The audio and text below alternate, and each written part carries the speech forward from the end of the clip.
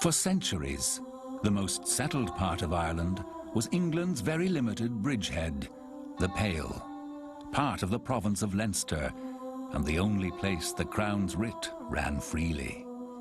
Here, the organizing flair of the Norman invaders introduced religious orders from the continent: Cistercians, Augustinians.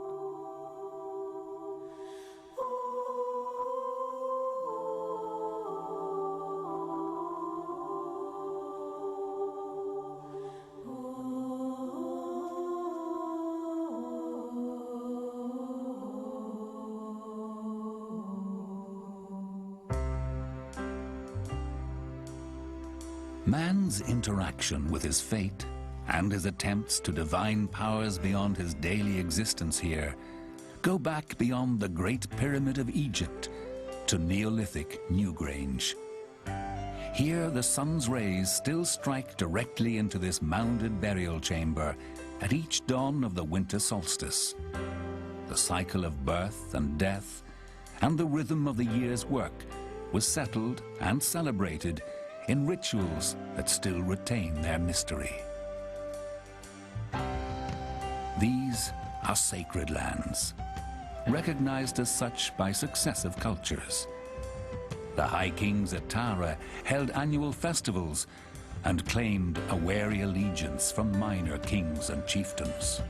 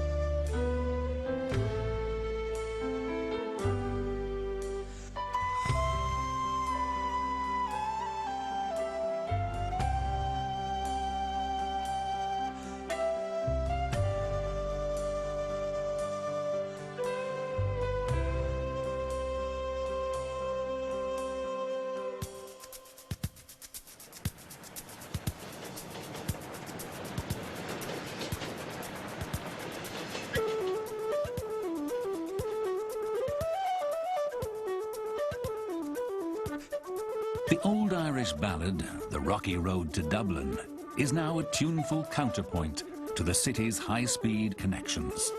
Dublin's tempo is ever quickening. Europe's chattering classes and culture vultures have made it an essential stage on their grand tour.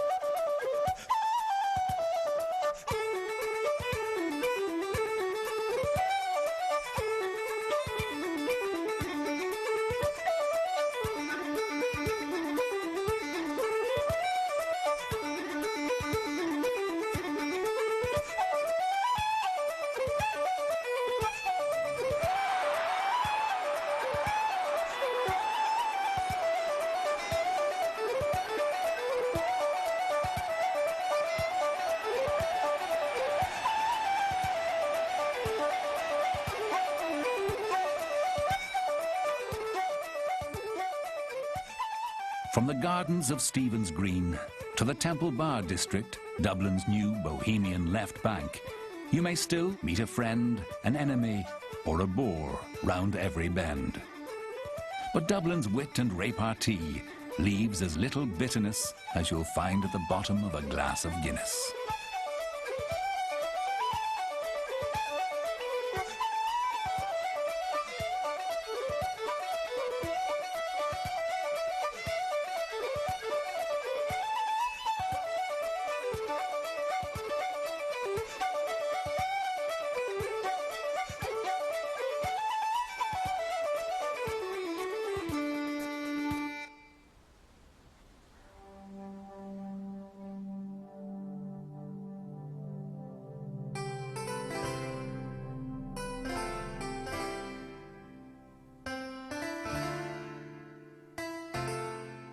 The Ascendancy, founders of the great houses in Ireland, have a mixed reputation.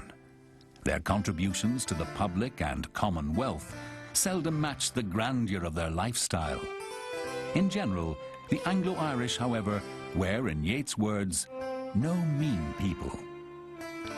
Recurring great names are the Ormond Butlers and the Fitzgeralds, who were the Earls of Kildare and Dukes of Leinster.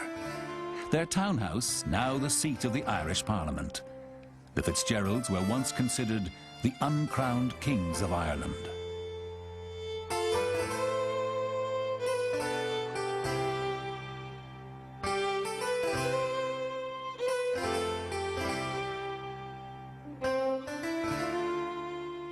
The one place where the two ends of the social scale met on common ground was at the races.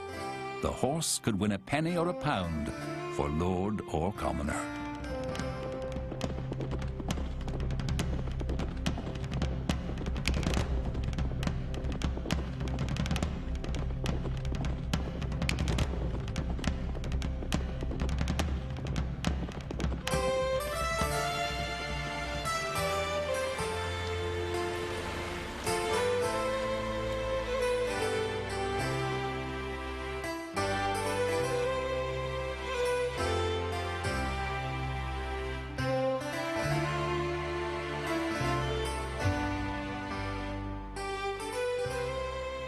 The state has inherited and maintains some of the best of the old great houses, where all Ireland's citizens can now visit their treasures and take refreshment on the terraces.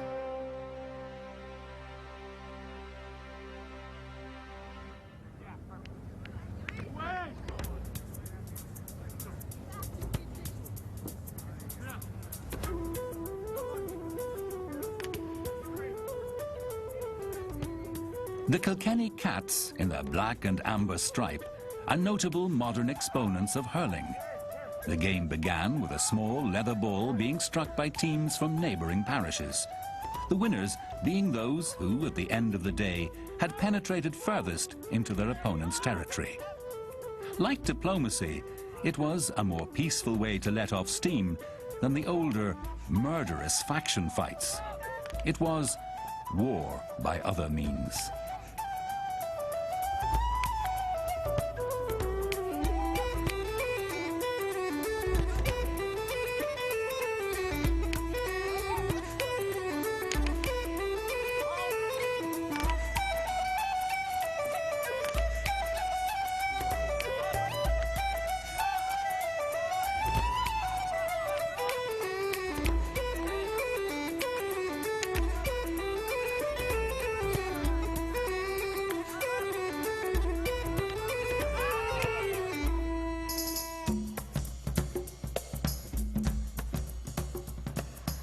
The smell of a turf fire is, for Irish people everywhere, a touchstone of memory. The past and the present come together. Where invading Elizabethan armies saw a soggy, savage wilderness where no sensible person would willingly set foot, peat is now milled for the domestic hearth and environment-friendly power stations. Stripping the blanket bog turns back the pages of history, revealing ancient fields and pathways.